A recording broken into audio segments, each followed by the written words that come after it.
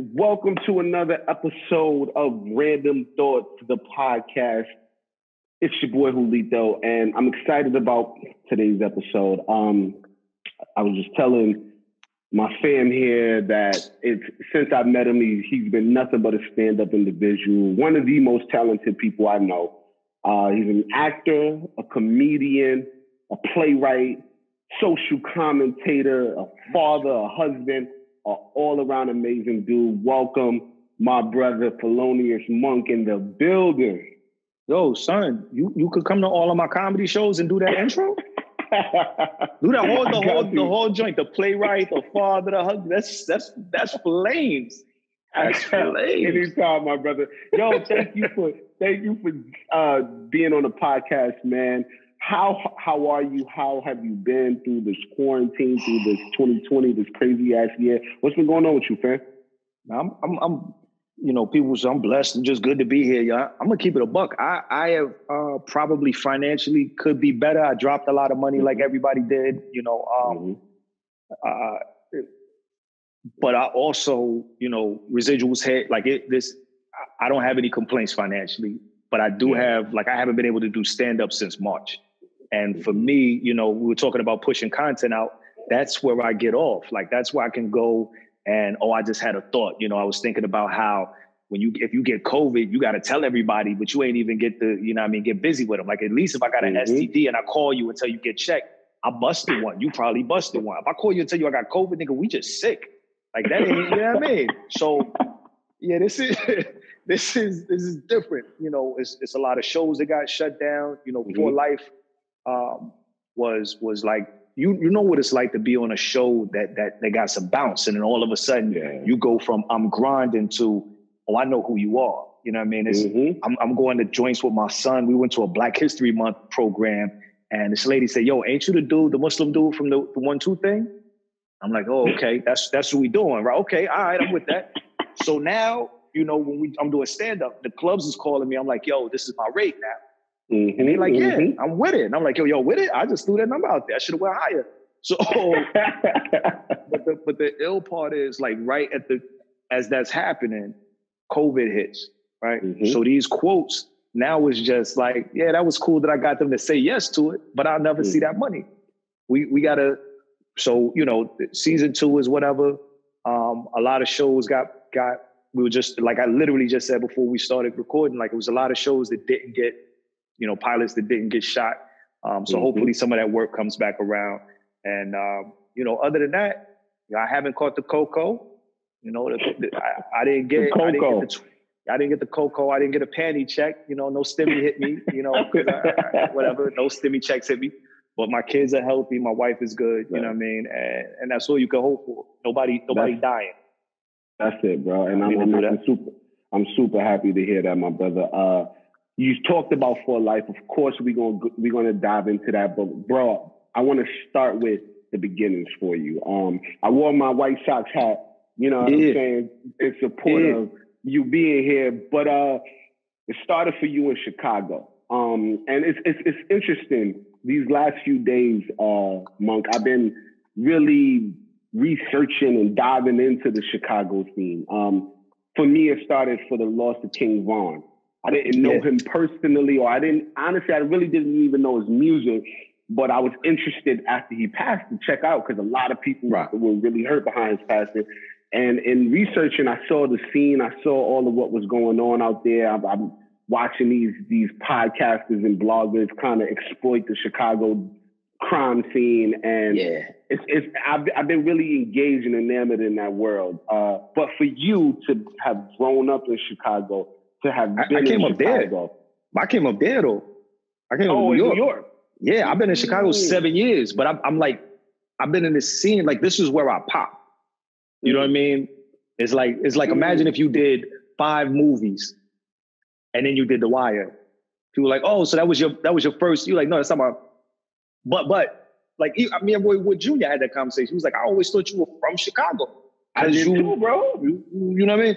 But no, but what happened, I got here 7 years ago. I used to do the news in New York. I used to do the Pix 11, right? Yep, I was about to get into that. I was doing stand-up in the city. I was doing Pix 11, but it wasn't happening for me yet. And then I came to Chicago to do like one show. I was supposed to do like this one TV show, and I had a 1-year contract. And I met my wife. So you know, the only thing that make you stay faster than to money is a lady or love. You know, that's what every story is a love story. I don't care what the show is about. It's a love story, right? So I meet my wife. I'll negotiate for 2 more years on my contract to see where this thing goes with her. A year later, a year and a half later, she and I get married. A year after that, the network gets shut down. So I'm kind of stuck in Chicago with no gig. I got some skills, but no gigs. And by this point, my wife is pregnant, and she's not, she's a stay-at-home wife at this point. Like I have the only income, and it shuts down. Wow. And yeah, so I don't have no family here. Like I don't have, her family is the only family I got here. So trying to navigate Chicago and navigate not having work and knowing you have skills, right? Like knowing you have these abilities, but not knowing the scene like that. Like I could pop up in New York right now and get work. I know where to go to get work. I know I can walk in. There's a show I can do. I can go to this stage. I can do that. I can call this person and get a little writing gig. In Chicago, I didn't have that. So what I was doing was just trying to build up, working with a lot of these artists. Like you said, King Von wasn't somebody I worked with, but I worked with, Chris Crack and Mike Eagle actually did. Like Open Mike Eagle, him and Baron Vaughn have a joint called The New Negroes. It's a comedy / variety / DJ. But Iron Mike Eagle was like on my second stand-up show that I did with my man Dave. So we was doing variety shows. We was doing a version of The New Negroes like 5 years ago, before The New Negroes was even out. We just never quite figured out the recipe like they had it. Like the way that they got it is the way it's supposed to be. The way that we had it was not, we didn't have all the ingredients. It needed to be fine-tuned a little bit. Right, we didn't fine-tune it. And, but yeah, we were doing shows around town. We were doing content. I was writing. And then I never did improv or any of that, but Second City had reached out and asked me to do stand-up on one of their shows. That turned into me writing a play with them. That play ended up being the best-selling joint in the history of the theater that we did it at in D.C. The next year, I came back and told my life story in the form of a play. And both years, I ended up getting nominated. The first year as a performer, the second year as a playwright. So these is the one thing I say about Chicago dudes is Chicago's comedy scene and music scene and art scene in particular, all of it is movement oriented, if that makes sense. Like everybody here has something to say. It's about pushing the conversation forward, whether it's visual, as Hebrew Brantley, with visual arts or skip Kanye, but like Add To the MC had the Minstrel Show was bananas, probably one of the better underground projects this year. Playwrights is like my man Lee Colston is one of the writers on For Life, but he just got an award for a play that he wrote that debuted here in Chicago at the I'm gonna forget the name of it. It starts with a V. Oh, Victory Gardens. So it's all of the work here is about Blackness, is about women's empowerment, is about LGBT rights, is about pushing the conversation forward for marginalized people. And so for me, being a Black comic, but not necessarily what most people expect from a Black comic, this was a really good space for me to grow up in, right? I was in Harlem. I was doing Mocha Lounge. I was doing Smokey Suarez's rooms. I was working with my man Kenny Wu. And that's how I know comedy. I was getting busy, but I knew there was some other stuff I wanted to say. So it was a matter of, I'm not comfortable enough saying it here at Capone's show because I know what that audience is. Shout out Capone, the legend. Shout out to Capone and legend. Like, listen, Talent's a legend. Capone's a legend. Smokey Suarez too. Like Harlem is bananas. But also like the worst bomb I ever had was in Harlem. Like a dude walked up on stage at the $2 Tuesdays. My man Baba Feeney had a dope show. Cat walked up on stage like we was gonna fight. I'm like, yo, I'm just trying to get these jokes. You know what I mean? So Harlem prepared me for that part of the struggle. Then I got to Chicago and I kind of found what I was trying to do. And Chicago, I'll say weirdly has shaped my comedy in ways that it hasn't shaped me personally. You know what I mean? Like personally, I'm who I am. But as far as the comedy is concerned, the art is concerned, it's absolutely had an influence on the art. And I'm grateful for being here. It's been a dope, you know, and don't let the people from Chicago hear me say that. I trash talk Chicago all the time. The weather's dumb. You know, everybody's like, New York is cold too. No, nigga, not like this. Nah, I've never felt cold like I've never felt wind like that in my life. I was out there shooting the Jordan commercial, my 18th or 17th birthday. Yeah, bro, we got out there a day before. And then it was my birthday weekend. My mom said, let's go hang out. I opened the hotel door. I was like, you're good. Yo, I've never to this day felt wind like that. So I understand that completely. But it seemed like, bro, Chicago embraced you. Why do you think they embraced you in the way that they have? There's some similarities to me between, you know, New York doesn't always travel well, if that makes sense, right? Like you can't. There's a certain amount of arrogance. But also Chicago is one of those places that you can't walk into with that arrogance. You're going to humble yourself, or they're going to humble you, right? So I had a lot of respect for the culture anyway, just because I came here like some years ago like 2005, 2006, I was out here just kicking it. I know some people, and I went by Cabrini Green when Cabrini Green was still around. And that's, you know, for people, if you don't know, Cabrini Green is where they shot the Candyman. Like that's the movie is from that project, right? Notorious. And I saw cats out front, like shooting dice with the pole on their hip. You know what I mean? They serving fiends like outside, like it's 1989. And the cops across the street watching, but they not walking in there. And I asked them, I'm like, yo, they just right in front of the people. They were like, yo, unless somebody get shot, they not moving because they shoot back. So if the cops just walk in, they know that they could get. I was like, yo, what's good? So when I moved here, I came here with that understanding. Like, you know, I wear my hat like this. There's like all kinds of video of me. I used to sell merch with the hat like this. Before I moved here, one of my mans was like, yo, if you wear your hat to the right, that's, you know, that represents this particular gang. If you wear it to the left, that represents this particular gang. And if you don't know where you are, they're not going to ask you, are you in the gang? They're going to see your hat, assume, and it is what it is. And so I'm like, you know, I'm old. I'm a grown up, son. You're not going to tell me how to wear my hat. I was in my neighborhood. I was walking down. I lived in a Mexican neighborhood because I like tacos. And I know I like tacos, they good. And I was walking down 26th Street, and this young kid, he said, hey man, you can't wear your hat like that. This is a Latin King neighborhood, and that's how the Gangster Disciples wear their hat. And I was like, fam, I'm a grown up. Don't fucking tell me how to wear my hat. Fuck you. And son said, when I shoot it off your head. And I was like, I don't even wear hats no more. You know what I mean? So like that was, from that point on, I started wearing my hat straight forward, straight back, or I started wearing Scullies. Like I started wearing beanies. It's 80 degrees. I got a beanie on. I'm not doing this with you. You're not gonna murder me over, you know what I mean? I got the logos wrong. No, nigga, I'm not doing that. So, but knowing that Chicago is about that, and I want to be clear. I know everybody talks about the violence in Chicago. I don't want to make it seem like Chicago is just violence. I've had a great time out here. I haven't been shot one time. 7 years, not dead yet. But you're not going to just clown while you out here either. You know what I mean? You're not going to, you can't come to Chicago and just be like, yo, know what I mean? I'm on East Harlem in the building. You know what I mean? Yeah. DMV, we out here. I've been in Washington. You going to show their culture some respect. And if you do, they'll respect you. 100%. I think that's all it is, bro, in these neighborhoods, bro. And I think too often the media portrays these inner cities as these violent and grueling places. And I look at it and I'm like, of course there's crime.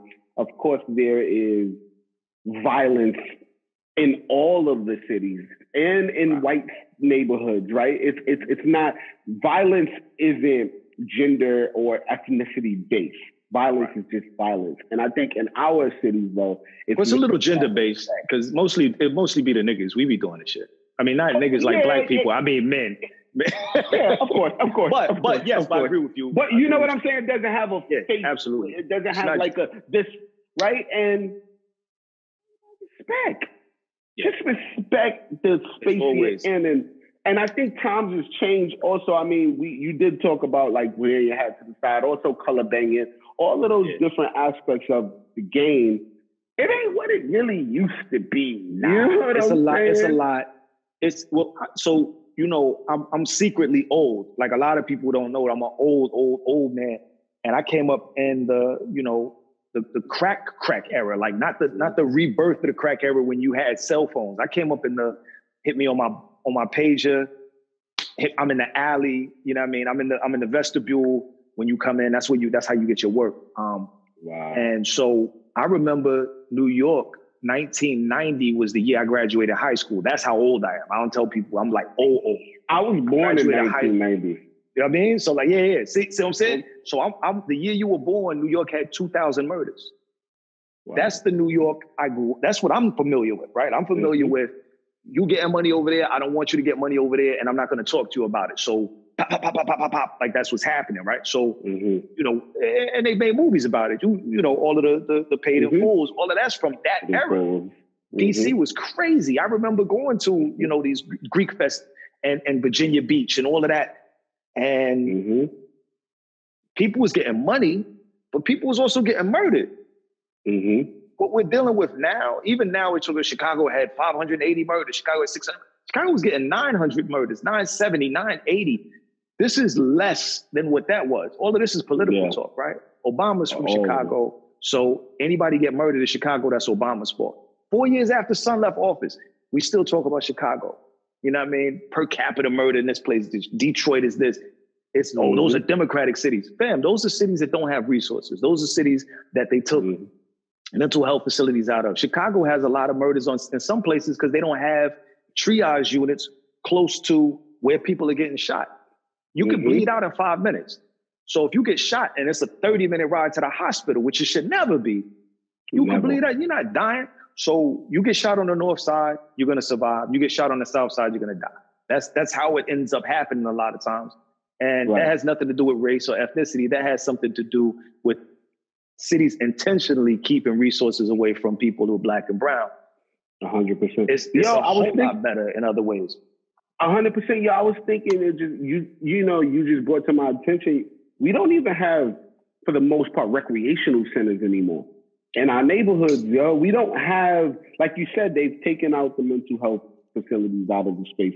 They've taken all of our resources to heal, and then they expect these young kids to do better. It's kind of like it doesn't make sense. The math ain't mathing. You can't have these kids grow up in such poverty and in such, less it's than resource area. poverty. It's resource poverty. That's the crazy part is like you can have money because there's a lot of places on the south side of Chicago where people have money, but the city's not doing their part, right? The city's not. So I live on the north side, but I live in one of the more diverse neighborhoods on the north side. It's called Uptown, right? So in Uptown, it's Nigerians, it's Ethiopians, it's, like this is old, the white people who live here are Chicago people who've been here, their family's been here for 80 years. But it's an immigrant, multi-ethnic neighborhood, which is unusual for Chicago. Chicago is very segregated, right? Like in some places, like North Side, when I say North Side, the reason I had to say what neighborhood it was, because very specifically, once you say North Side, you're like, oh, you live around white people. You live South Side, West Side, you live around Black people. So I live in one of the few neighborhoods, and they're few, but I live in one of the few very diverse neighborhoods. But because it's on the North Side, I'm about a 10-block walk from the beach. There are no less than 15 parks, like fully swings, soccer fields, the whole shebang, and walking distance from where I live. There's literally a park behind my apartment building.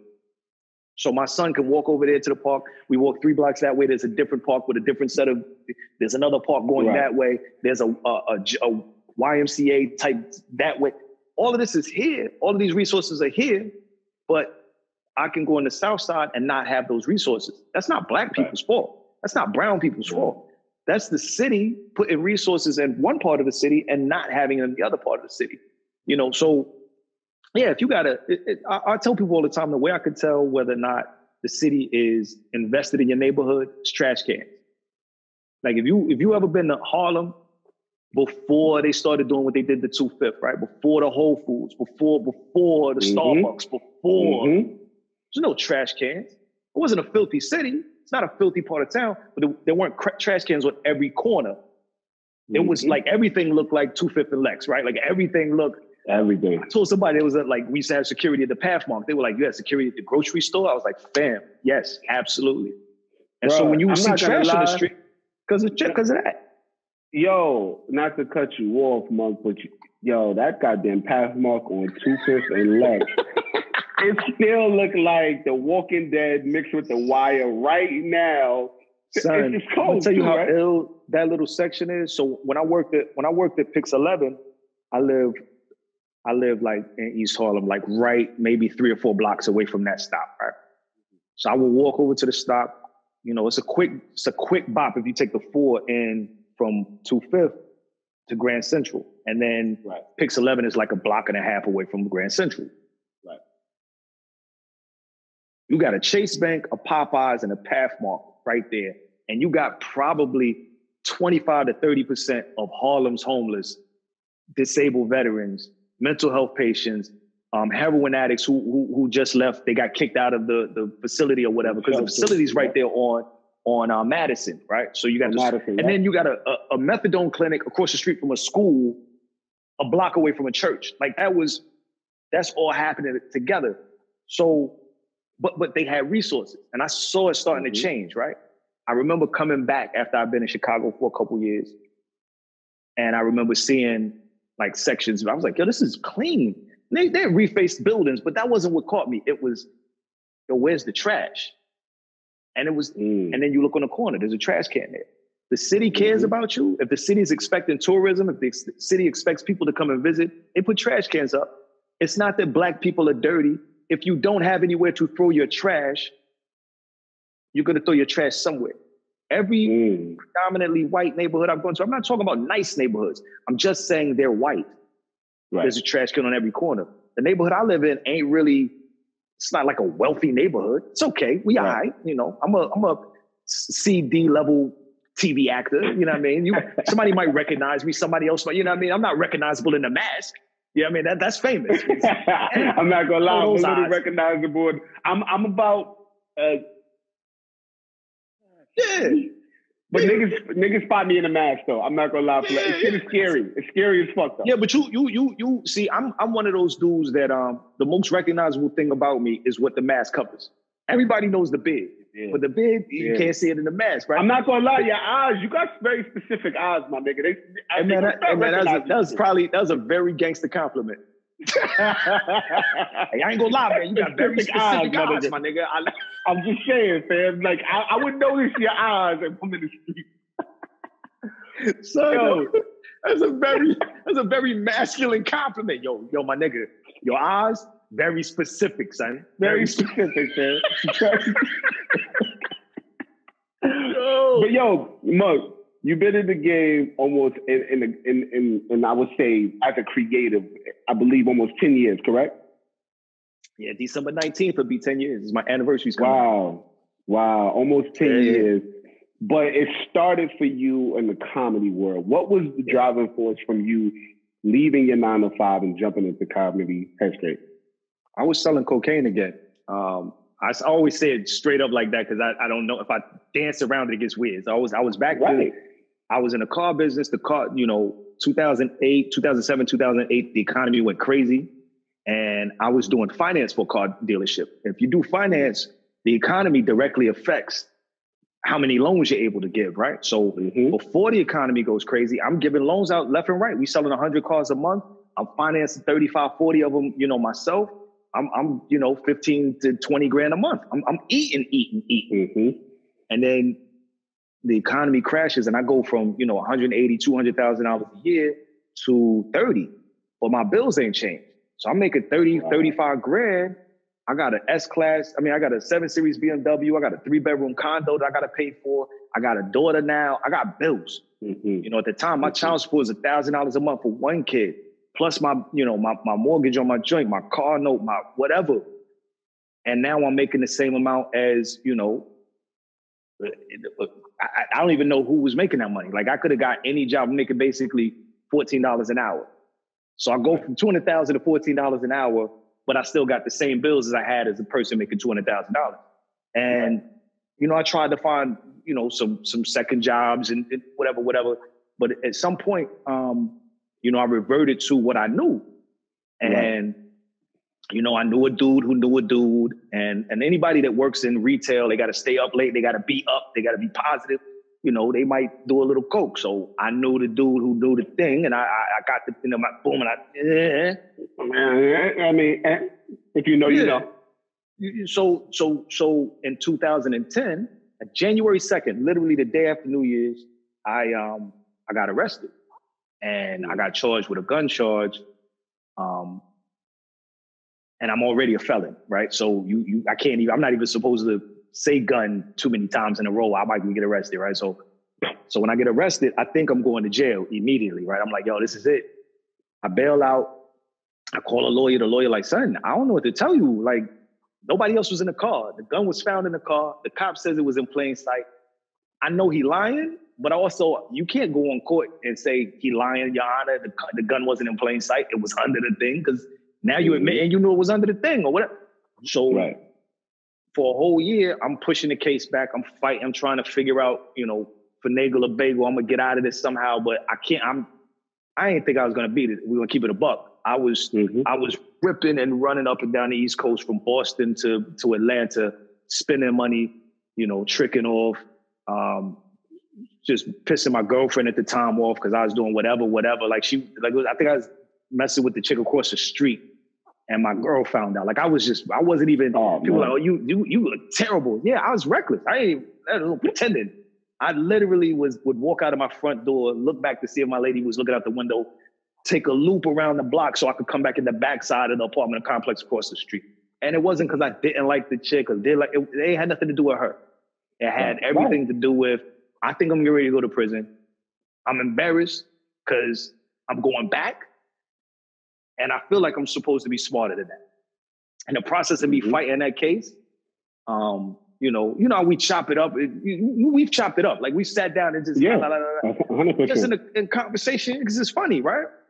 I don't know nothing about comedy, but somebody was like, yo, you funny though. And I'm like, yeah, nigga, whatever. I don't like niggas laughing at me. I'm gonna keep it a buck. Like, we cool. I know you. You can laugh at me. I'm not about to go be no clown. He like, nah, so I'm telling you, you go on stage, right? So he was like, yo, I'm doing an open mic Sunday. Come through, check me out. I'm like, I'm gonna come see you.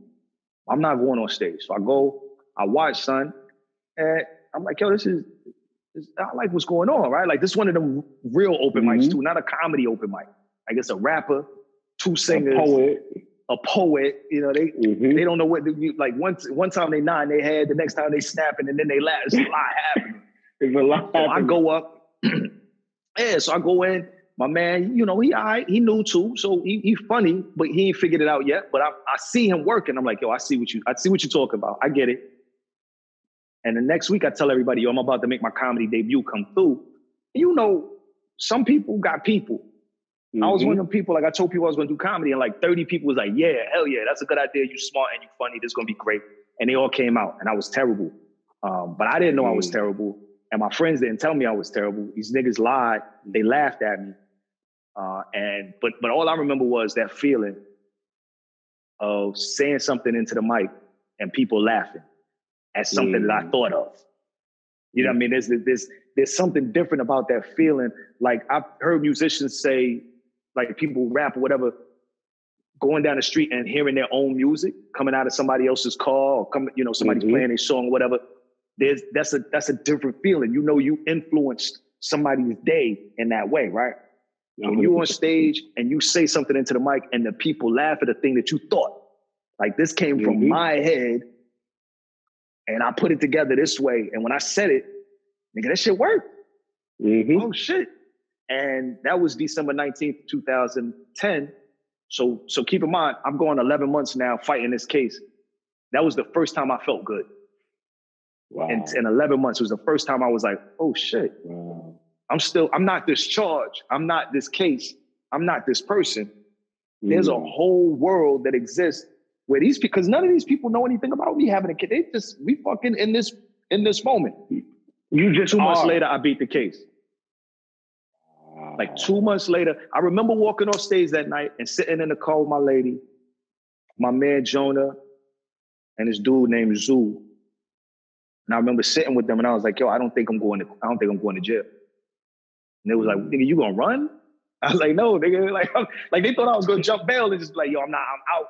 And I was like, nah. I said, I don't know why. I don't know why I feel like I don't have no, you know what I mean? I can't explain to you. I'm like Donald Trump. I can't tell you why I think I won the election, nigga, but I won.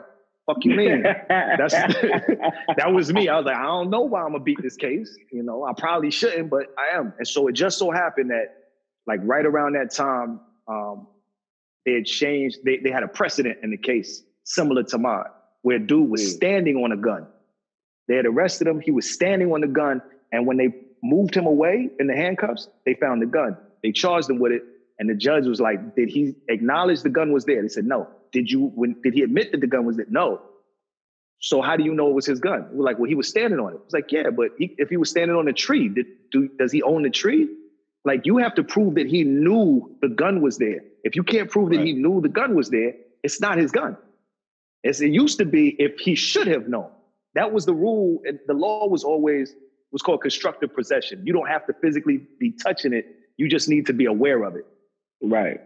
And if you should have been aware of it, then it's yours. If there's a gun sitting beside you on the couch, you should be aware of it.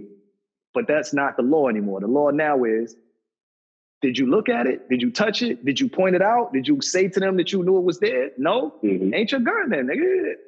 So when I went to court 2 months later, they dismissed my case. Like, I mean, it wasn't even a long case. Like, it was like 20 minutes we were in and out. 20 minutes, boom, boom, boom. And when the judge said case dismissed, I didn't even wait to have a conversation with my lawyer. I just walked out. I was gone. And I had already started, because I had already started doing comedy, I started doing YouTube joints. Like I was doing, like you talking about now, like, yo, I just got to get content out. My goal was to pump as much content out before I got locked up, that it would carry me. So when I came home, they would still be waiting. You know what I mean? That was my goal. I was a little short-sighted. I didn't know I was going to need like 50 fucking videos. I had like 20. I was like, wait, hold on. In New York, a gun charge, that's at least 10. Nigga, I had like 20. So what happens, my man is releasing them once a week.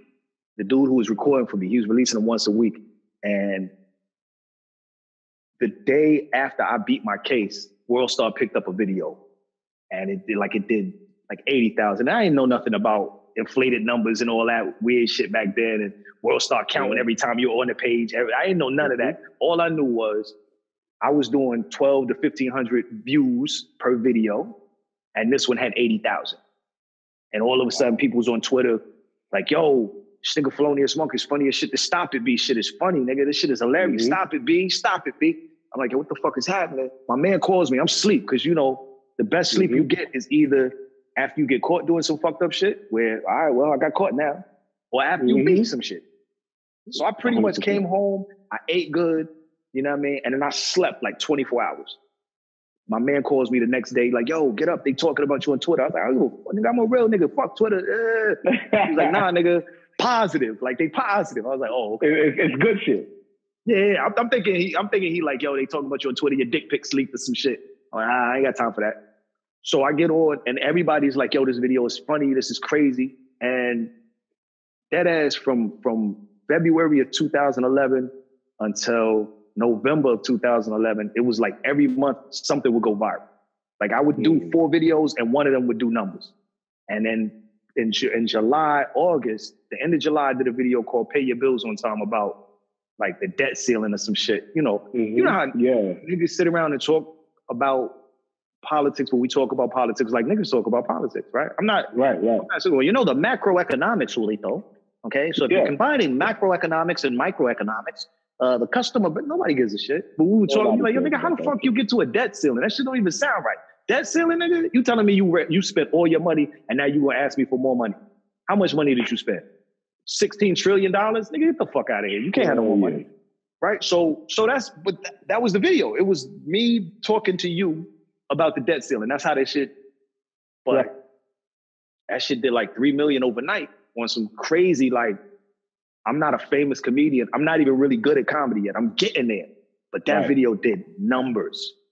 And I started getting like interview requests from legitimate news outlets that were like, hey, we'd like to talk to you about your your position on Barack Obama and the debt ceiling. I was like, nigga, that was a joke. What the fuck is happening? Mm-hmm. But from all of that, you know, that's how the Pix 11 shit came. That's how, you know, I had sense enough to know I wasn't really ready to start doing tours, because people was like, yo, we're going to put you on tour. We'll do an hour at this club. I was like, nigga, no, you're not. I'm not going to do that. I respect comedy too much. So, you know, I was able to, I built my career slowly from there. But yeah, I started late. I was already 38. Yo, but what it sounds like to me is energy, bro. The energy that you felt on that stage that first night created something within you and within the universe, right? And I don't like to, I always get deep, but it's not my intention. But I do feel that the energy is always for us in whatever way we're choosing to go, right? If you're a person that's projecting that, you know, a negative kind of evil energy, that's going to come to you. But I think what you felt in that moment is, sorry to say it, but it's similar to what like addicts feel, right? It is. It was the high, and I felt it too. I was acting for maybe.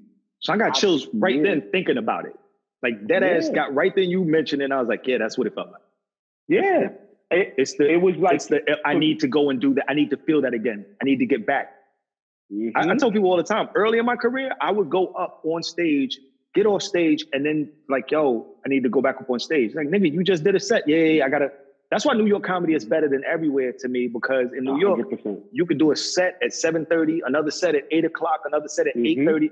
Like Friday nights, I've done 5 or 6 shows, just all in the same borough. I ain't even left the island. I'm in Manhattan. Wow. I'm doing the downtown shows, and I might come uptown and hit one before I go in the house. Right? Like Monday night, I'm gonna do the Stand. I'm gonna do New York Comedy Club. Then I'm gonna do the other New York Comedy Club. Then on my way uptown, I'm gonna stop at Stand Up New York on 80, or you know, like on Upper West Side, and then that's 89th, 90, whatever. Then I'm gonna hop off that joint and come straight up to Harlem, and then I'm gonna go in the Mocha Lounge and run through. Yo, smoke. Let me get 5 minutes. Boom.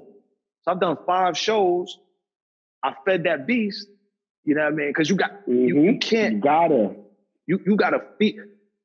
It don't die. It'll eat you, but it won't die. God. It's gonna feed. And you know, people are like, oh, you need the attention. I don't give a fuck about the attention. Nigga, I would do comedy in my house by myself. I have to say the shit that I'm thinking. Yeah. Out loud.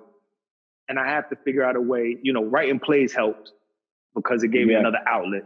Acting has helped because it's a whole different muscle, you know. A whole different muscle. To you know, comedy is taking a piece of yourself and ignoring all of the other pieces of yourself. Like it's me. Felonious Munk is my real personality on steroids. But the father part is cut off. The husband part is cut off. My friend part is cut off. I'm disrespectful. Like I never called my wife a bitch in the 7 years I've known her. But on stage, I'd be like, this bitch, da da da da da. It's an energy that I'm doing. It's intentional to get a particular reaction. Acting, I can't take any parts of me away. Acting, I have to be my whole self. Your whole self. Inside of this other, and I've never had to do that. I've never had to, outside of a relationship, be my whole self in front of the whole world. Acting is harder than people. It's not pretending to be somebody else. It's not remembering your lines. It's being able to be your whole self in this space as somebody else, if that makes sense. I mean, to you, I know it, but like that was the weirdest shit. I was like, wait. You say I just need to say it like me? Keep in mind, the character I play on the show is basically me. It's a Muslim dude in prison who helps other people get through they you know, I do the drug program. So I didn't do the drug program when I was locked up, but I was the imam of the Muslim community. The beard has been the beard for 20 plus years, you know what I mean? And I was a teacher's aide. So I was helping 40-year-old men learn how to read when I was 19, 20. So when I go into this, when I get the audition, when I get the sides, I'm like, this, my life. Do I know that? I'm like, yo, let me see who wrote this shit. You know what I mean? Do this nigga know me? Because this is very specific. Acting that's why that was easier for me. But acting is one of the most vulnerable pieces of art you can create because it's you stripping yourself and showing yourself in such a way that I don't think many artists have to do. Like a basketball player doesn't necessarily need to go and show themselves. No. Like I can imagine Kobe wasn't Mamba mentality every day, all day. Like, and if he was, that nigga would be horrible to be around. Like, nigga, sit down. We playing fucking checkers. Relax. Stop. Like with Jordan, where he was like, that nigga was. And I felt the type of way. Yeah. I felt. No, you was playing Christian Laettner's mama, nigga. You mad at Christian Laettner's mama, nigga? Y'all playing. Y'all playing Jen Rummy, nigga. Calm down. Relax. Y'all playing spades. But I think that's what, and I say it often, bro. I think comedians are some of the best actors in the world because y'all are able to be with yourself in a way that not many people are. Y'all turn y'all pain into joy for someone else, which a lot of people don't have to do. Yeah, my man was telling me the other day, a friend of mine started doing comedy after he worked with me and two other comics on this play, right? And so he was like, yo, I would watch y'all go out every night. And he said, sometimes you would be doing this bit. And I was like, yo, he's not over there yet. And I was like, what do you mean? He was like, I could tell that the thing that you were writing about, you were trying to process some trauma, but you hadn't finished processing it. Like it still hurt you. The audience was getting the giggles, but you weren't done with it. And, you know, there's a lot of material there's a lot of stuff that I never did. Like I just started doing material about me selling coke. I just started doing material about me being locked up. They always say comedy is trauma plus time. You know what I mean? Pain plus time equals funny. Some of this stuff I never processed though. You gotta be able to, it can't be funny to you if it still hurts, right? So you gotta get at least far enough away from it that it hurts when you think about it, but you could talk about it comfortably, right? So I got a joke about my man, Paul. Paul was into some weird shit, right? Like it's on my Instagram. Paul used to tell chicks to holler up his ass. That's the craziest sentence I've ever heard in my life, son. Like you imagine being out with your mans that you've known since you was 5 or 6 years old. And this nigga's from Patterson, right? So we out and about trying to get money. We in North, we you know, kicking it. And chick comes up, she's like, yo, let me hook me up. You know, I'm good for it. I got you tomorrow. He like, nah, you already owe. What you gonna do for me? She was like, I do anything, nigga. You know what it is. I'm just trying to get right before, you know, I have fucked up nigga. He's like, do anything, huh? She's like, yeah. He's like, holla up my ass. I'm like, first of all, nigga, don't say that shit around me. I'm here. I'm right here beside you. You know what I mean? Like you just told a person to holler in your asshole, my nigga. What the fuck is wrong with you? But I couldn't tell that joke for a lot of years because me and Paul ended up falling out some years later. And there was some gun action, like, you know what I mean? So when I think of that story's hilarious. Right. But when I think of the nigga who was involved in the story, you know what I mean? We tried to one each other. It's hard to tell that story without remembering that as part of it. Every time I see his face, I'm thinking, yo, this nigga tried to one me. I tried to, like, this happened. Yeah. So it's, you know, it's jokes about my family that I can't tell yet because I'm still mad at them niggas. What the fuck is wrong with y'all? You know what I mean? Like, so it's what comedians get to do and there's some that are really good. Jamie Foxx, I think, is better than. Oh my God, he's so good as an actor that if he never did stand up, he'd be one of the. He's already one of our best actors. Mm-hmm. He's probably, and I can't, you know, that there's the younger generation might argue, and I've heard people argue this. I don't agree with them, but they've argued Donald Glover. But to me, Jamie Foxx is the most all-around talented of my generation and probably any generation since the 70s, 80s. Like this nigga does comedy, he sings, he's a legitimately good actor like Ray. I just watched him on Booty Call the other night and I was like, see the growth. He was so, but even then though, he was so in pocket. Good. He was in the pocket. Oh he was in pocket. God, he was exactly what he was supposed to be for Booty Call. So now you take him from Booty Call. He just did a joint with Dominique Fishback. It's my homie. She's good people, man. Young actress from. I met her at Brooklyn Stand Up. I met her at Pace University in 2011. She was part of the Black Student Union. They invited me out for a panel, and she told me then.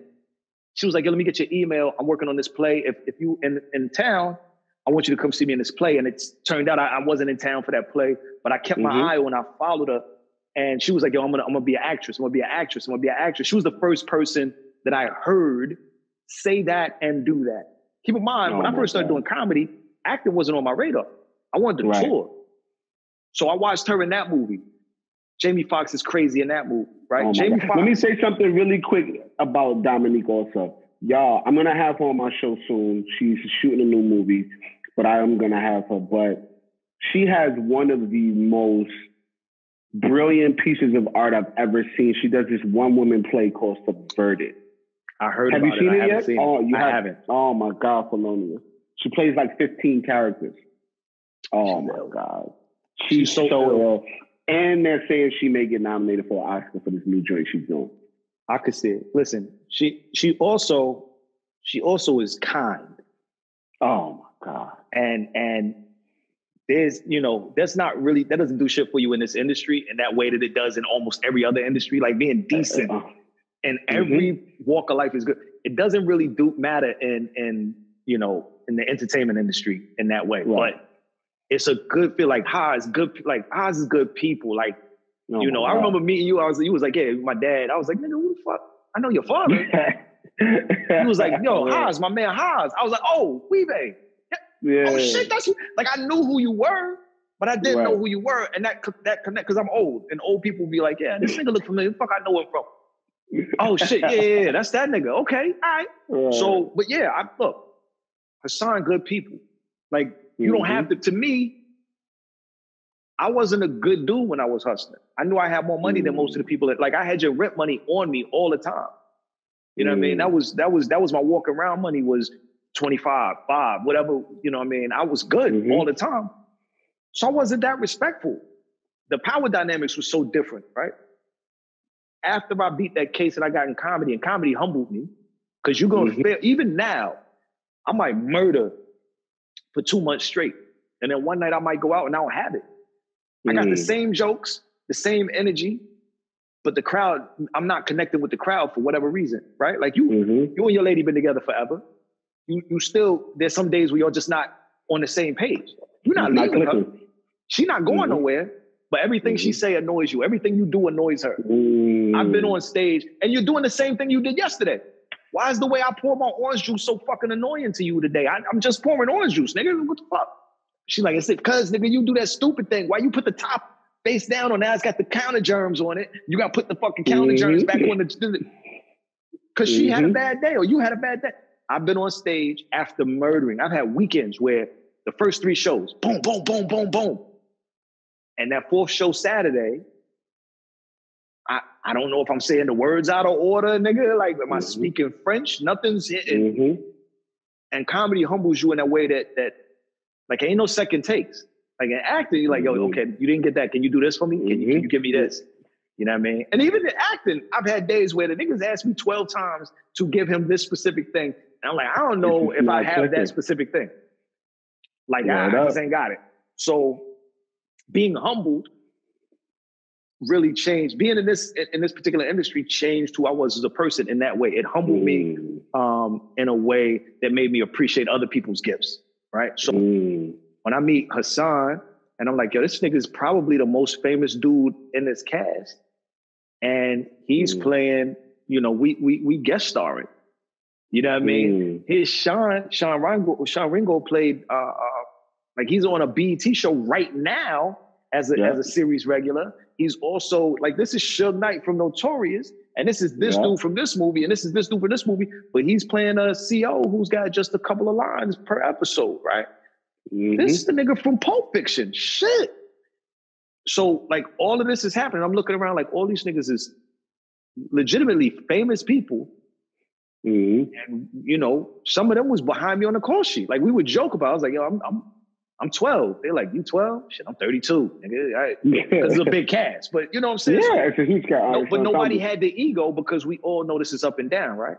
Like my man, the lead on our show, he 34, almost 40 years in. This is his first number one. His first time being the lead 40 years in. He's done theater. He's been successful. You know what I mean? He's Top Boy, the original Top Boy, not before Drake got in it. But, you know, he's won before. But on this level, Times Square, big, you know what I mean? Never. So 40 years before that happens for him. Meanwhile, you got people in various parts of the roller coaster on this cast. You got, you know, 50, who at one point was as hot as anybody's ever been in New York City. Like, there's a point where you could argue that 50 had one of the meanest runs between mixtape era through Get Rich or Die Trying and a little beyond. One of the illest runs we've seen in hip hop, right? And then he's like, I'm not making no more records. I'm gonna do this. All right, I got vitamin water. All right, I ate that. That's cool. But I need to do something else. Power, right? Power comes out and it shifts the way we look at TV, right? Because what he did with Stars, what's the black, you know, was The Wire was a show, but The Wire is a black show, but it's not a black show. The Wire had white people centered too. There's whole seasons. The main character was a white guy. Right. Power's black. Power's black on one of the premium cable shows. And it spawned Stars. It saved Stars. I know people who didn't even know what Stars was, and they got the app now because of this, right? And he didn't just have that show. He spun that off into multiple shows. Everybody eating.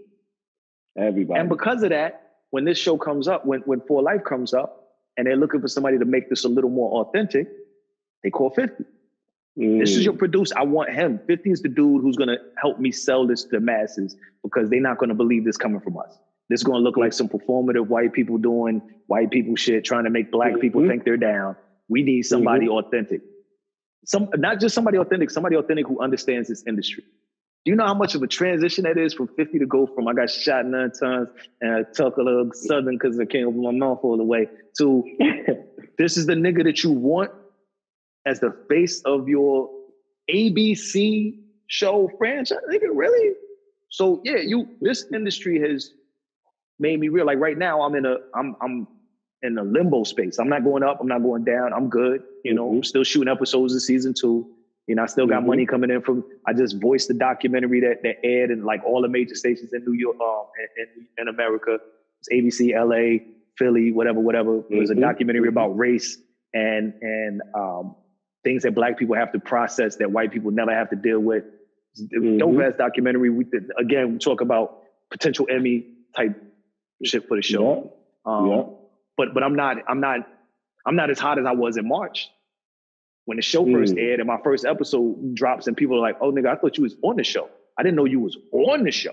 On the show. I thought you was gonna be like, "Yo, the camera pan by and they go my mans." I didn't know you had work. You were saying words, nigga. I didn't know you. I was like, "Yeah, I say words, nigga. I got a whole on everything." What's that? That's actor. I'm an actor gang. I don't think gang sounds. Sorry if y'all misread that, actor gang. But yeah, so what I said that to take it back to Dominique, because that's how we started. She's kind. The first day I was on set with Nicholas, the lead, Nicholas Pinnock walked around to every person on the crew, not the cast, the crew. Grips, dudes who push the dolly, cameraman, AD, second AD, every PA, the PAs that just worked with background, makeup people for background actors, costuming for background actors. You understand? Like people he's never going to have to really interact with. Crafty, introduced himself, waited for them to tell him his name, repeated their name so that he would know who he was dealing with. And that was my introduction to a set. I thought that's how everyone was. And so that's, and then I learned later on that some people still dickheads, right? Whatever. 100%. But when your lead is like that, the dickheads got to get in line or they stand out more as dickheads. So, 100%. Dominique being kind before makes it better. And I reached out to her after I watched her in a Jamie Foxx joint.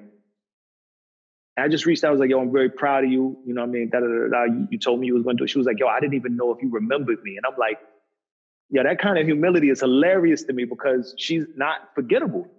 She's like she's 30 years old. She played a teenager and legitimately looks like a teenager still. She got another 30 years in her. You know what I mean? Like she got another 30 years easy. That's a fact. Now, She's amazing, man. And we did Show Me a Hero together, the miniseries on HBO. She's so kind and warm, man. And I wish nothing but the best for her, for real. Yo, before we get into For Life, I want to talk about the nightly show with Larry Wilmore. That was a big space for you. What was the experience like being a contributor on that show? And I'm personally a fan of Larry. I think he's one of the most genius creators in the game. What did you learn from Larry Wilmore during that space? So to me, Larry Wilmore is the only person I've ever seen. And I still am not exactly sure how he does it, but there's something that he does where he takes authentically Black shit, makes it palatable without taking any of the authenticity away. When I watch Bernie Mac's show, the Bernie Mac show is Bernie Mac. It's not watered down for Fox. It's not changed. He's still exactly how he is. We know he can't cuss, but Bernie Mac is a genius too, because he can do things that let you know, like this, come on, America, that's motherfucker. That's the same thing. You hearing it even if he's not saying it, right? 100%. But that show was created by Larry for Bernie. Like that to me, when I hear it, I'm like, wait, so he did that? He did the PJs with Eddie Murphy. He did, like, so you hear Larry's did The Office. So you hear people talk about Larry, and you know how we police Black people, right? We do this thing, we police Black people. If they don't sound or look or act a particular way, they're not Black, or they're not Black enough, right? And he even talked to me about how he stopped doing stand-up for that reason. Like, he was like, I was doing stand-up, but I sound like this. So I'm doing this Black material, but I'm doing it in this voice, and it's not connecting because stand-up still has that performance piece. What he said was, I realized this material worked, it just didn't work for me. So I started creating content. And so that was something that I learned from him was, just because I can't say it doesn't mean it shouldn't be said. So sometimes you have to write, and that actually started me writing more sitcoms and writing like screenplays, because if I have an idea and this bit is good, or this idea is good, or this dialogue is good, but it doesn't sound right coming from me, it doesn't mean it shouldn't be said. Let's create a world where that does work. And let's create characters for that to work in. And then let's try to plug those people in, right? So that took me from, and this might sound weird, for people who know me, this doesn't, but I hate attention. I don't like that shit, because I'm an old school, I'm an old dope boy. I don't want you looking at me like that. I want the people I want to know me, I want them to know me. I don't want everybody to know me. I don't need the cops to know me.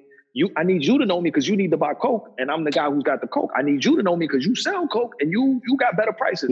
But I don't want everybody to know. I only want these very narrow people. So what I learned from Larry was, there's a whole avenue to create, and you don't even necessarily have to create in other people's voices. It still can be in your voice, but there's things that you can't say out of your mouth that you can create for other people. And there's a joy. Look, I wrote on a show called, it's a Netflix show. Actually, I can't say what I wrote because it's you know them NDAs and shit. Yeah. But it's crazy. I got a producer credit on it, but I actually wrote on it. But it's supposed to be like this is what you call that shit, where there's no dialogue, no script, unscripted reality show. Supposed to be reality, and it is for the most part, but I shaped some parts of the reality, right? I remember watching that, and keep in mind, I've done TV, I've been on TV, I've done Larry Wilmore, I've done Easy, there's an episode of Easy, I've done For Life at this point. Right. But watching the show and listening to a person say the words out of their mouth that I wrote was a completely different feeling. And oh my God. Working with Larry, Larry wasn't the showrunner, but he might as well have been, right? Like that's the person who's the lead on the show, they have a lot of input, but I would watch Larry coach people, direct people through what he wanted them to do to hit the jokes, to make the jokes work. And it was bananas. Like, we would do a run through at 5 o'clock or whatever the time was. And there were certain bits that was like, that bit should have hit, but it didn't. And you would see them come back just to run that one bit. Before they did, he would say, okay, when you did it the first time, you said this. And that works, but give me a beat before you say that. You just talk through it. And so we didn't get the buildup we needed to get the laugh. I'm like, this nigga's a genius. This nigga's a, you know what I mean? So, Facts. So working with him, because that character I played, that was fun. Like, they called it was Felonious Munk. But the big words, I really want to find a way to bring that segment back on something, because the idea of these academics who have all the answers, but making the information unavailable to the masses who need it, right? Like, oh, I got all the answers, all the money, all of the resources to fix this, but I can't give it to you because I'm so wrapped up in myself and how I use these big ass words. And so it was fun because we were doing layers. We're talking about specific social issues. We've got topical comedy going on, but we also have like this deconstruction of academia that, like, nigga, we just talking. Fuck is you using all these big ass words for? That's me and you, son. Fuck is you talking about? It's diametrically opposed to. Shut the fuck up, nigga. What is you saying? Say what you saying, not what you know what I mean? So to me, that level of joke where you're writing a joke within a joke that's within another joke. You know what I mean? That what was that movie? With I'm a dude playing a dude playing a dude disguised as a dude. Oh, Tropic Thunder. Tropic Thunder. That level of satire where you playing inside of what you're playing in, that's fun. You can't even always do that in stand up. Like, no matter, you don't have that kind of time. Yeah. I created this character over a period of months where, years. I started that segment in 2000. That segment ran for almost 2 years. I was just that character. I wasn't doing anything. I was doing that specific character to the point where people would come to my comedy shows and think that's what I was going to do. And I was like, no, nigga, these is dick jokes. You can already get dick jokes. I don't know what you thought. I'm doing jokes about vibrators, and I'm going to throw a Fox News joke in there, but it's mostly dick jokes. But working with Larry was like, look, that whole crew is genius. There's a bunch of geniuses in there. Rory Albanese is a genius. Holly Walker, genius. Mike Yard, genius. Ricky Velez, genius. Robin Thede, genius. And Francesca Lee, the genius. All of these people have gone on to do, other banana shit. Like I would envy that. Sometimes I would look at them and be like, damn, they still doing this. They doing that. Like the dude who used to help write those segments for me, he's on Deezus and Merrill. He's a showrunner over at Deezus and Merrill. Yeah. Like everybody's eating. Ricky's just in a movie with Pete Davidson, the King of Staten Island. King of Staten. I just saw that the other day. Such an amazing movie, man. It's bananas. And he got a special coming out. And you know what I mean? Like Robin had her own show on BET, and she's got another thing. She had the Black Women's Sketch Show. Larry's got the Wilmore joint on Peacock now. Like everybody's still working, everybody's still getting it, everybody's getting to the money. But that was my first time working with anything on that level. And what I'm learning now, what I started to learn then was, you just keep working. There's no big break. You just keep working. I used to have a podcast some years ago, and I was lucky enough that Gerard Carmichael agreed to do my podcast, like right in the middle of the Carmichael show. Kill it. Like this was the first season it aired in the summer. The second season hadn't aired yet, but he was big enough that if he had said no, I'd have been like, yeah, no, I get it. Makes sense. Because we wasn't tight. Like I knew him through somebody else. We was cool, but we wasn't like, I call him, how dare you say no? It was more like, hey man, I got a little podcast if you like to do it. And he was like, yeah, here's my people's email, here's my assistant, contact her. She scheduled it. We got it locked down. And something he said during that podcast, I've never forgotten. He was like, there is no one thing. It's a series of things. You just keep, hearing you say the stuff that I did. Like the reason that bio is wild to me is because a few years ago, it was stand-up comedian and the guy from Stop It Beat, YouTube guy. Then it was stand-up comedian, YouTube guy, and you might have seen him on the news. Then it was Wilmore show. Then it was Playwright. Then it was, and then you start looking, you're like, yo, I'm putting together a little career. A career. That's what I think what it is. Career. We sometimes look at it as I just have to be one thing and don't. And we are not monolithic people. We are grandiose of things. And what you're doing is you're flexing every muscle you have because you know that it matters. And I think that's why I fuck with you personally, and why I think the people fuck with you, because you aren't just a one kind of swing guy. You're trying to knock the shit out the park, and that's what I think makes it different. Really, I was going to say I'm a switch hitter. I was going to say I was a switch hitter. Then I realized what that meant, and so I was like, I'm not going to say that. But I was going to say I hit singles and doubles and home runs. But I was like, yeah, I'm a switch hitter, and they were like, oh, so Julito, your man's. What's up with your man's? You're like, no, I don't think that's what he meant. I don't think he meant it like that. Yo, your comedy, took a turn into more of like a more social and maybe even you could say political, especially from your work with Stop and Be the web series. Please go watch those videos now on his YouTube right now. It's crazy. But it's crazy to see that shit in retrospect. Like looking back, like, yo, that's where I was right then. Right. That's crazy. Right. And now in 2020. Right. This is where I am right now. That's ill. You know what I'm saying? Like, let me ask you though about right now, and I hate talking politics, but I'm not a tone deaf podcast. Joe Biden just stepped into office. Kamala Harris just stepped into office. That's crazy. Right? January 20th officially they'll be in, but in the meantime they're making their way in. Do you think they about to free the slaves? Like, do you think that they're like? What do you think this is going? So I'm like dumb. I'm like super progressive, like. But also I'm old enough to know things will change quickly, right? So I think that they're gonna undo a lot of just unnecessary weird shit that Trump has done, right? Like a lot of people talk about, like we joke, and this is, let me say this too, because people were like real pissed that 50 was like, oh, this tax plan is bananas, fuck that, support Trump. Like if you know anything about black people, you knew he didn't mean that shit, right? Like he was just talking shit. This wasn't him sitting down like Ice Cube sat down with Son and tried to hash out a plan, right? This is 50 just popping shit on his Instagram. 50 being 50. 50 being 50, right? So, but what people missed about that tax plan is the tax plan that Trump has right now, that is technically the law right now, is more damaging to people. See, 50 makes $400,000 a year. Most niggas don't.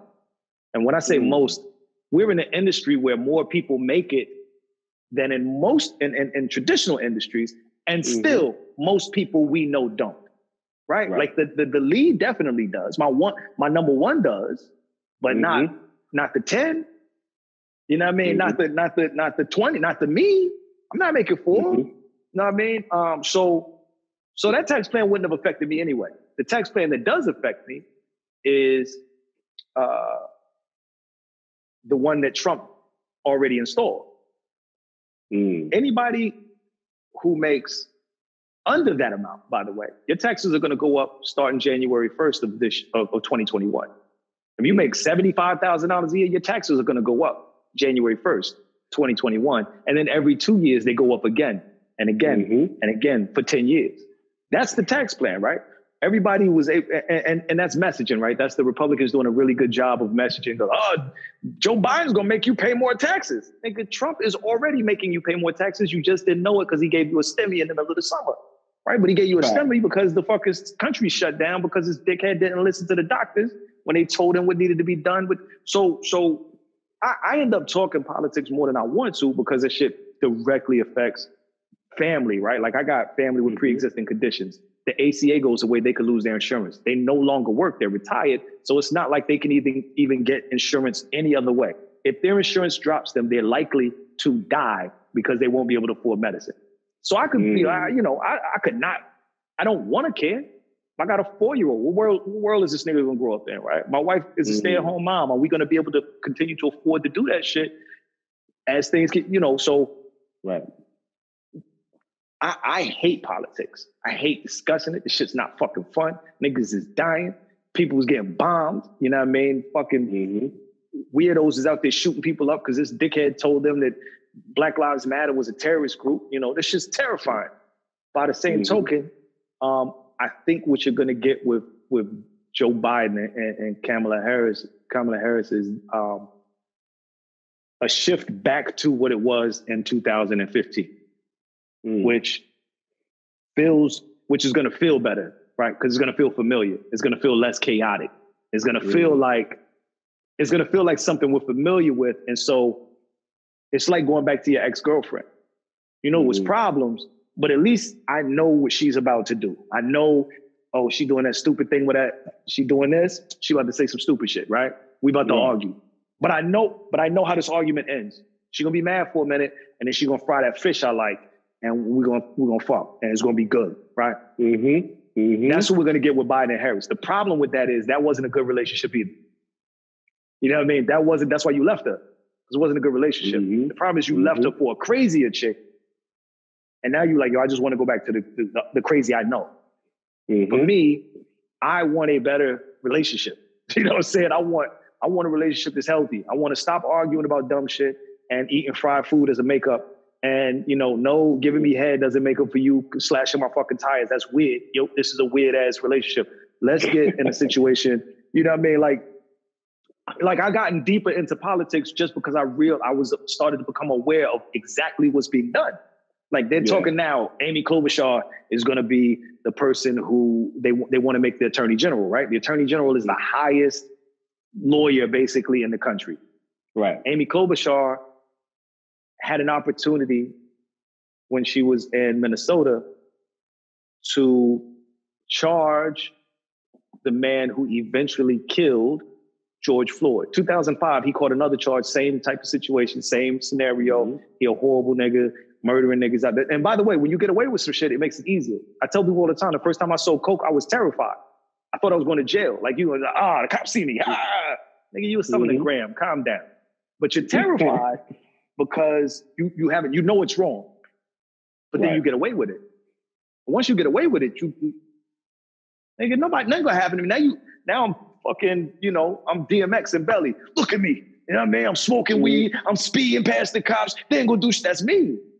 That's what happens when you let cops get away with murder. And so you can't make the person in charge you can't make the attorney general someone who let Chauvin walk. Right? You gotta at least explain how you've made the transition from there to there. But the other thing is Black people, specifically Black women, are the reason that he won that election. Natives 100%. Are the reason he won that election, right? People going out, Stacey Abrams and a bunch of other Black women, Nikema Williams down in Georgia, not just getting the vote out, but registering people to vote who weren't registered, right? Like I found out last year that I, as a felon, could vote. You might have seen me talk. I talk about that a lot because there are a lot of felons who don't know they can legally vote. Getting people to participate is how he won this election, right? And the difference was Black people. Black people voted for Joe Biden in higher numbers and higher percentages than any other group. It's not even close. Right. Not even close. 91% of Black women, 80% of Black men voted for Joe Biden. That being the case, why would you make your attorney general someone who's put Black people in a fucked up position? Right? So it's Kamala Harris on the one hand, it's Amy Klobuchar on the other. And I think we're going to get a lot of this back and forth, but that was good for Black people. Nigga, that was horrible for Black people. Back to back to back. And I don't want to be in that relationship. Like we need healthcare that's not going to be taken away from us every 2 years. You know what I mean? We need those resources I was talking about in Black communities. More than trash cans, we need mental health facilities. People talking about defunding the police, and that's crazy. No, the fuck it isn't. It's not fucking crazy. When you talk about not having rec centers, not having schools, so we're doing virtual schooling, and we found out this year that schools are underfunded. How did we find that out? Because some kids don't have Wi-Fi, some kids don't have laptops. So how the fuck are they doing virtual schooling, right? But you don't have money for that. But you have money for the fucking police to have swords and shields and fucking ATVs with armor plating and shit on it, right? So if we're not just addressing those things, it's going to feel better with Biden and Harris because it's going to feel like something we felt before. Right. But it's not going to necessarily be enough better all the way around for me. It's definitely going to be better in some areas in real ways that matter, right? In real ways that matter. And if Hillary had won, it would have been the same. No, we wouldn't have had the 3 fucking judges on the Supreme Court that we got. We would not have gotten 3 very conservative Supreme Court justices. And tomorrow we're talking about what's going to happen to Obamacare. That shit could be gone. You know what I mean? People talking about, I don't believe in abortion either. Nigga, shut the fuck up. You paid for 6 of them. You do believe in it. You just don't want to. You know what I mean? You just don't want to. You think it's wrong, but you would be the father of 6, not you, but you know what I mean? Niggas would be the father of 6 or 7 kids, and you can't take care of yourself good. Nigga, you got shit stains in your drawers. How the fuck you gonna raise a kid? So, you know, that's what was on the table. It wasn't just the president. It was Supreme Court justices. And, you know, in New York, we had de Blasio. De Blasio got a black wife, and that nigga ain't shit either. Like that's what we have. We have to start looking at these politicians like, yo, you can't give me some of this shit, nigga. I need all of it. I need you to do. I need healthcare taken care of. There's no reason for somebody to be in trillions of dollars. There's no reason for college to have cost Americans trillions of dollars that we still owe. Trillions of fucking dollars, nigga. Trillions. I remember growing up and being like, I'm gonna be a millionaire. Nigga, $1 million won't last me. If I have $5 million right now, if I have $5 million right now, I could survive off of it. I'm not gonna be that nigga. I couldn't even survive off $5 million. I could, but I'm realistic to know that I'm not gonna leave much of that to my kids. I gotta die quick if I'm trying to leave that money to them. Well, you can invest, nigga, in what? Another barbershop, a fucking liquor store. And by the way, we need a barbershop. I need one. I need this shit fixed. But what my point is that shit ain't gonna flip. You're not gonna turn $5 million into $30 million by owning barbershops and laundromats. It's gotta be more resources. It shouldn't cost you $100,000 to get an education that you end up paying for the whole time you fucking working. Right. That's gotta be addressed. Healthcare's gotta be addressed. Mental health facilities have to be addressed, especially in Black and brown and poor communities, because poverty itself is a condition that triggers fucking mental health.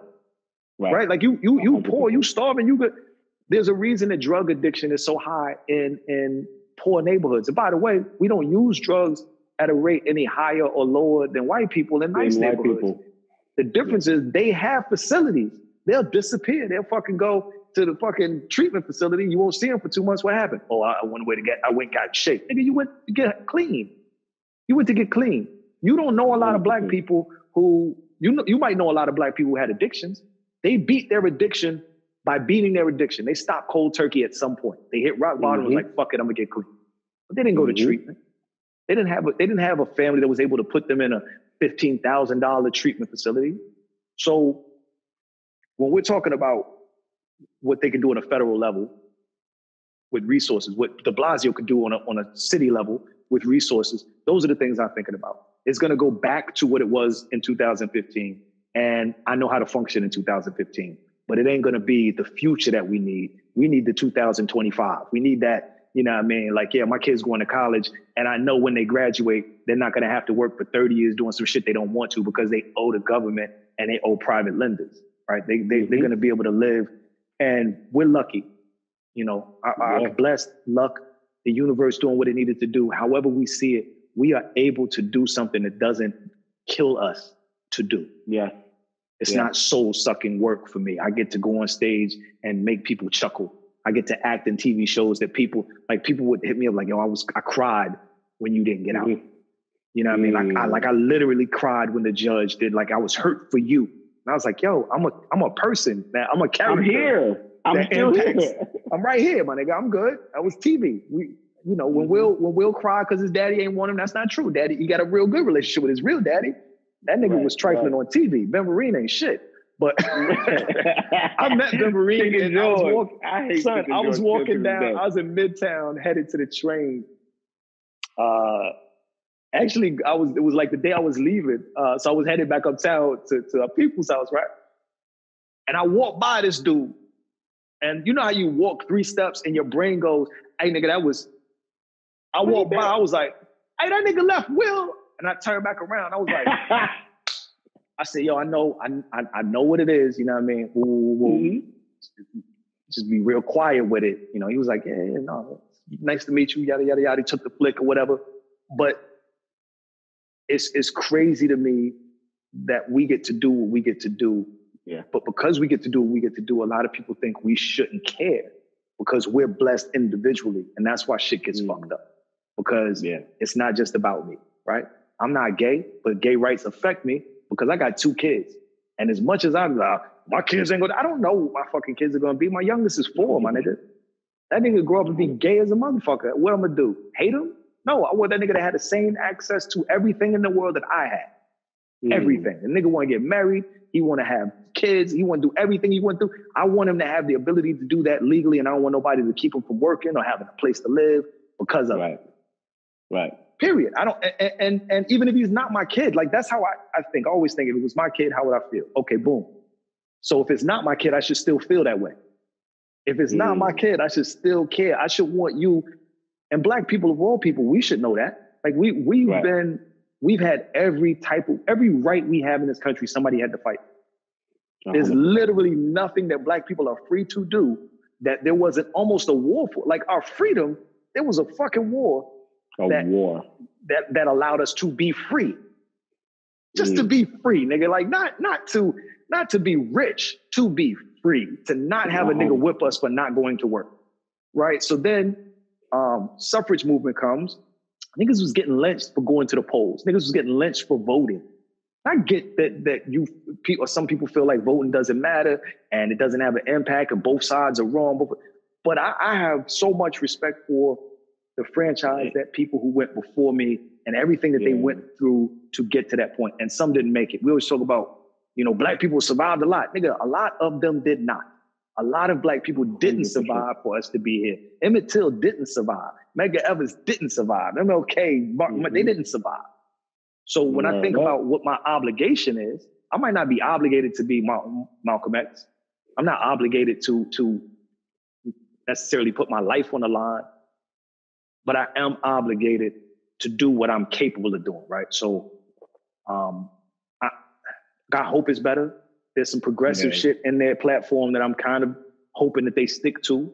There's some the conversation about wiping away federal debt on student loans. There's even conversation very recently in the last week about $50,000 worth of student loans being wiped away for everybody. $50,000 gone. What people don't understand is for someone like me, I don't have any student loan debt. Nigga, I was locked up when I was supposed to be in college, but my wife does. My wife has about that amount. Do you understand that's the only debt that we have? Like if that debt was gone, the freedom that we would then have moving forward. That's what we're talking. We're not talking about people wanting something for free. She's been paying on it. She's done it. It's not like we just, and we're going to spend that money. Nigga, we're going to spend the money that we save. My daughter turns 18 in 2 years. That's $600 a month I give her. I'm not saving that money. Nigga, that's money. I'm going to finally get some other stuff that I needed to take care of, get taken care of. Most people aren't rich enough that these little amounts of money that we're getting, they think is, they're going to just blow that on. Nigga, I don't have a coke habit. I got bills. This is going to put me in a position where I'm not panicking if the season if we get canceled. I'm not panicking if my invoice takes too long to come through, right? Like I'm doing this work and I had to send them an invoice and it's supposed to be a net 30, but nigga, we 65 days out and I'm going to need that check. What's going on with my money? That's a fact. When you drop $50,000 of student loans, that's what you do for Americans, right? When you make them not feel like if they get sick, they might be in debt for the rest of their life. That's a change. Those are the types of changes we're talking about. People, I don't want universal healthcare. That's socialism. Nigga, shut the fuck up. I don't want people to die because they're not rich. That's what I'm talking about. So yeah, I mean, I hope I think it's going to be less chaos. I don't know how much, and I think it's going to be incrementally better. I don't know how much better it's going to be. I hope I'm wrong about that in the way that, we always talk about people doing whatever they have to do to win the election and then moving back to the middle and trying to make everybody happy. I hope they like, y'all niggas been dickheads for 4 years. We won the election now. This is what's going to happen. Them niggas over there get this. Them niggas get that. Thank you to the Native Americans who voted for me in ridiculous numbers in Arizona. Fam, I found out that in Arizona, 89% of registered Native Americans voted. 89%. If 89% of the people in the United States who could vote would vote, we would have almost 200 million plus voters every election. We never get close to that. But they voted to those rates. And that's why he won Arizona after Democrats haven't won in forever. Like, these are the groups that you have to talk to. Don't come in, we got to reach across the aisle. Fuck across the aisle. Them niggas ain't help you become president. Them niggas ain't help you.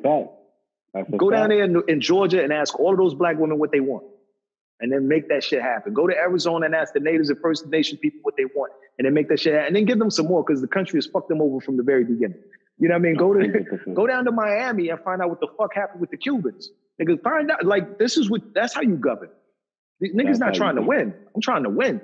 You know what I mean? I'm trying to win. I want to live a little longer. Let's get this Green New Deal in here, nigga. Fuck out of here. Give me some solar panels on my fucking car. I want a Tesla. Let's get it popping. Let's get it. I just think it's an opportunity for us to breathe.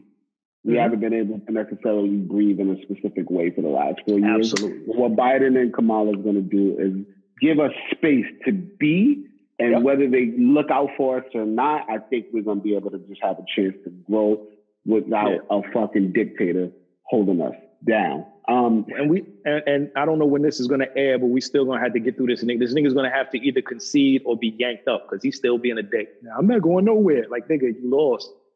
You know what I mean? You lost, my guy. He has to concede eventually. He's a weirdo.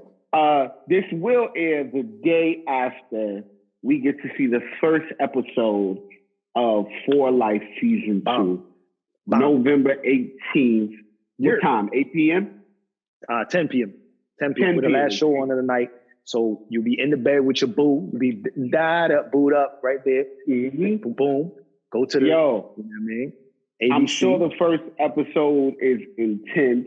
What can we expect this season on For Life, my brother? So without spoiling the show, it's we're gonna take. You're gonna know about COVID, right? Like we started shooting. COVID was already happening, so we rode around that. Aaron, amazing. You know, at the end of season 1, the cliffhanger was they offered him a deal that would basically let him get out of prison, but he still would be guilty, which means he would have to quit being a lawyer. So very early on in the season, we get right to the money. We're going to see how he handles that. It's crazy because, you know, I'm like, I have a real small part in the first episode. Like, you'll see me in the first episode. I'm like, hey, what's up, nigga? And then that's it, right? But a lot of storylines that we didn't wrap up in the first season, we're going to wrap up. You know what I mean? Or we're going to at least get a step beyond where we were. A lot of your favorite characters will be back. You know, Bobby is back. Hassan Johnson's character is back. Jamal Bishop shows back up. The amazing brother Missick. Him and his wife are holding it down right now. Dorian and his wife are killing it. Oh my God! Shout out my brother Dorian, man. Yeah, man. She got her show is all rise. Yeah, they killing it. So yeah, like most of my friends are back. You know what I mean? And Marcus Lavoie, the Native American brother whose wife died in the first season, he'll be back. And what I think people can expect is a little more of the outside of prison conversations. Because we really were running 3 shows in one show, right? You had the prison situation, the court situation, and his family situation. And so I think this season we'll focus a little more on, you know, his relationship with his family, because that's central to his decision making, right? Like, this is a decision. Right. If they let him out and he's still guilty, now he's a free man, but he's got to deal with the fallout from his wife dating his friend. His daughter now has a baby. Like, all of this is, you know, all of that's we're gonna deal with that this season. And I'm excited for people to see it. The kid Nicholas is ridiculously talented. You know, people compare him to like, oh, he sounds like Denzel. He doesn't to me. I know why they're saying that, but what he gives me is that same confidence, right? That swag that lets you know. But if you're really paying attention to the show, you'll see that he plays that character 3 different ways depending on where he is. If he's in prison, there's a certain amount of humility that he has to have. His shoulders slouch when he's in prison. Like, this was something I didn't notice until I was watching it. In scenes with him, I didn't catch it. Watching it on TV, his posture changes when he's leaving the visiting room. When he's with his wife, his posture is a particular way. When he's walking out, he doesn't move his arms. He just walks. And it's kind of like, yeah. And then when he's in court, he stands up straight. He walks with his arms and hands moving. He's very, you know what I mean? But there's an anger there. To me, watching the way that this show was written and the way it plays out, Like I don't think I've ever seen a show like this, right? Like, you know, and I'm not comparing it to like, to me, there's some, you know, the shows that are just the greats. Like The Wire is one of the greats, and Breaking Bad is the greats. But they all had this thing in common where you could watch it each week for something different. Like what your favorite part might not be the next man's favorite part. That's what I liked about For Life. You know, some people really watched it because they wanted to see him in court. Some people wanted more of the prison stuff. Some people wanted to see more of his relationship with his wife and what's going to happen there. Like even in some of the groups that they have, the Facebook groups, you'll see people talking about, is he going to leave? Is he going to get, if he gets out, is he going to be with his wife, or is he going to cut her off because she was with his friend? And then people are like, yo, do you think Jamal going to die? Or da-da-da-da-da-da-da, you know what I mean? So I think a lot of the questions people had that I've seen people asking, they're going to get answered and quickly. You know what I mean? We're gonna get to this season's storyline. So we're gonna answer questions from last season early. Okay. But the other thing that I think, you know, the writers are very careful to try to make this as current as possible, right? So we're talking a lot about defunding police, prison reform, you know, COVID and people, the conditions for prisoners in jails and prison during COVID. So we're going to address a lot of that early on. So a lot of people don't know, like there's a prison in Texas, 6% of the inmates have died from COVID. Not 6% of the inmates that got COVID. Wow. 6% of the whole inmate population. Imagine Rikers with thousands of people, and then 6% of 1,000 people is 60 niggas dead just from COVID. That's not saying how many have it. That's crazy, man. Right, that's bananas. Like 6% of New York City is a lot of fucking people. You understand what I'm saying? Like 6 is 480,000 people. If 6% of New Yorkers got it, 480,000 people would die. That's how that shit's happening. So we're not addressing it because they're like, oh, it's not, we don't want to put convicts back out in the street. So you're killing them. Some of these, you know, these aren't baby rapists, because that's what people always go to when you say you got to let some of these people out. So you go just let rapists back out in the street? Nigga, most of the people who are in prison are not in prison for baby rape. Just let's all relax. Most of them are in there for nonviolent crimes. Yeah, it's a nigga in there for non-payment of child support. People don't understand. It's niggas locked up for not paying their child support. And truthfully, pay your child support, my nigga, but also you gonna catch COVID and die? Now the kid don't have a father because, you know what I mean? So yeah, 6% of the population dying from a disease. Like imagine 6% of Americans died. Nigga, this is a whole different conversation we're having right now. We're talking about 18 million people. It's a lot of fucking people, my nigga. Like that's a lot of people. So we address some of those issues. You know, all your characters are back. Sophia, the warden, she's still in the season. She's not the warden, but she's still there. Roswell, everybody's back, man. And it's cool. You know, it's different working on the show this year because we're not kicking it. You know what I mean? Like the protocols is in place. Like you basically stay in your dressing room until it's time to go to the sound stage. And when it's time to go to the stage, they basically cordon everything off. One of the PAs comes and gets you out of your joint and walks you through. But the rest of the crew has to be gone. So you walk from your fucking dressing room to the set by yourself, you and the PA. When you get to the set, everybody on the set is masked up. We do the walkthrough masked up. Like we're running lines with the N95 ones, huh? It's crazy. And just using angles like the cameraman, I'm used to, you know, we do a tight, we're going to do a wide where we catch everything, and we're going to do a tight, and we're going to do an over shoulder so we can get the tight there. There's no cameraman in a lot of these scenes now. We got everything on dollies, and they're remotely controlling the cameras. Like it's just the experience has been crazy this season, man. It's just like we're getting our crafty ain't the same. You can't go to the craft table and just grab your 1-2-1-2 because that's cross contamination. Somebody gets, you know what I mean? So you get your meals are wrapped up.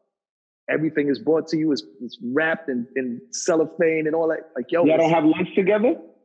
Nah, son. You have lunch in your dressing room. You have lunch in your dressing room, and the background actors who don't have dressing rooms, they have an area to have lunch, but they're spread out there. Like people remember last year, we had a full prison's worth of background actors. Right. This year, you might get 20 in a day, and they stagger their lunches so they're not all eating at the same time. 20. Like we would have lunch, fam. It'd be hundreds of people in there, cast, crew, everybody, you know what I mean? We got a big buffet. Area, you know how they go.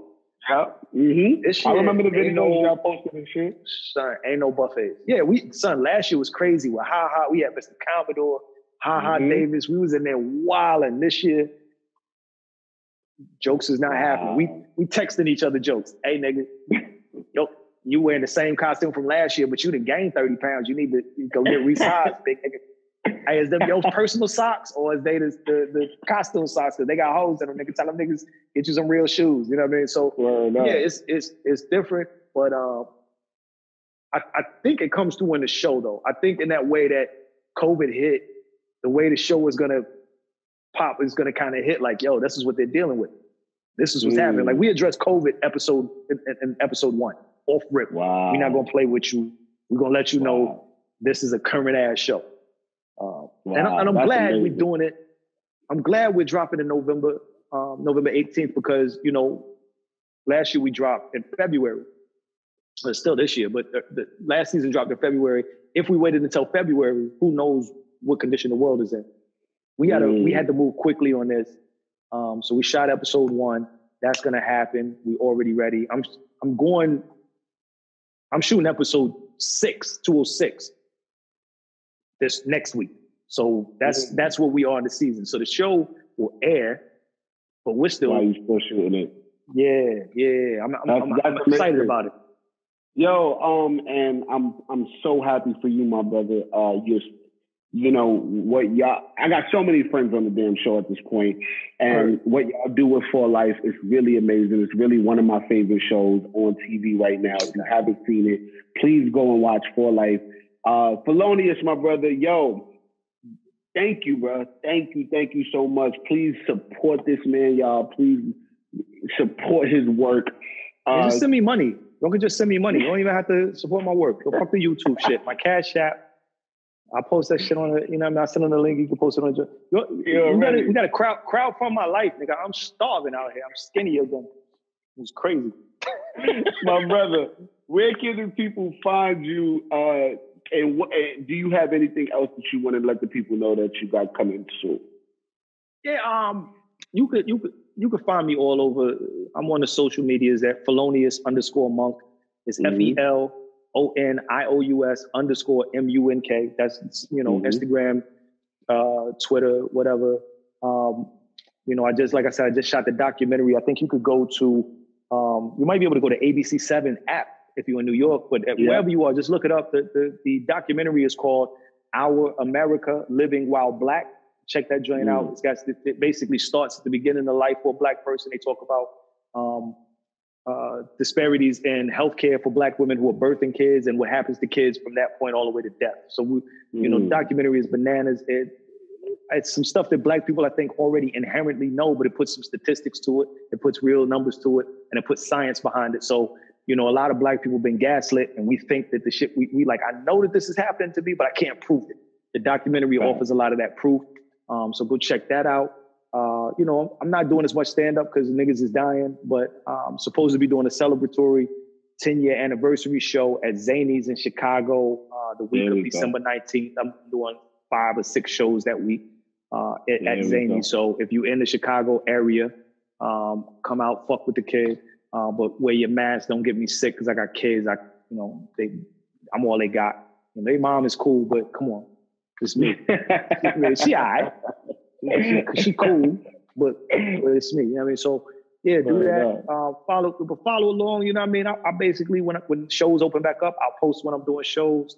I don't want to talk about this other one because I'm in the running for this other little thing that's about to jump off, and I still haven't gotten the confirmation. The contracts ain't signed, but there's another show coming out that I'm There we go. There we go. So yeah, I went from never caring about acting to maybe I'm an actor. We'll see. Actor gang. We out here. I'm starting using the hashtag. Actor gang. Shout out Actor gang. My brother Hassan and Jackie Long. Son, listen, the illest part for me was the very first role I ever got. The first role I ever booked through an audition was supposed to be a one-off.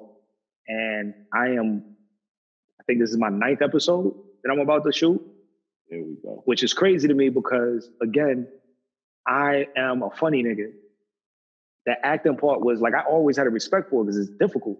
Like that wasn't my first audition. That was 3 years of auditioning and being told no. I just never cared because I had this comedy thing happening. But I wasn't not trying. I need you all to understand. I was trying.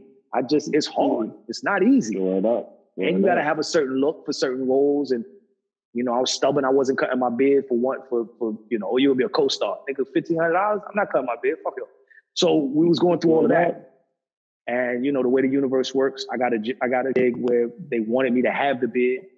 It turned into this. I fell in love with acting, you know, the same way I fell in love with stand-up. And, you know, please follow along. I'm going to keep doing other shit. I'm going to start creating I've got some content worked up. I haven't dropped it yet because I want to get all of the artwork and the promo right. But yeah, just check me out on social media and you'll see all the notes for all of this stuff coming out. And then me and Julito, we're going to do, the Boys of Winter this year. It's going to be crazy. I'm not really one of the boys. I'm too old, but it's going to be like that. I'm playing the Michael B. Jordan. The Fathers of Winter. Yeah, the Fathers of Winter. I'm playing the Michael B. Jordan role because that nigga too famous for him to do it now. So it's going to be me. So I got to shave my chest hair, and I don't know if I want to do that. And I'm not doing no push-ups. So it's going to be me and a wife beater mostly. But yeah, it's going to be ill. My brother. Yo, make sure...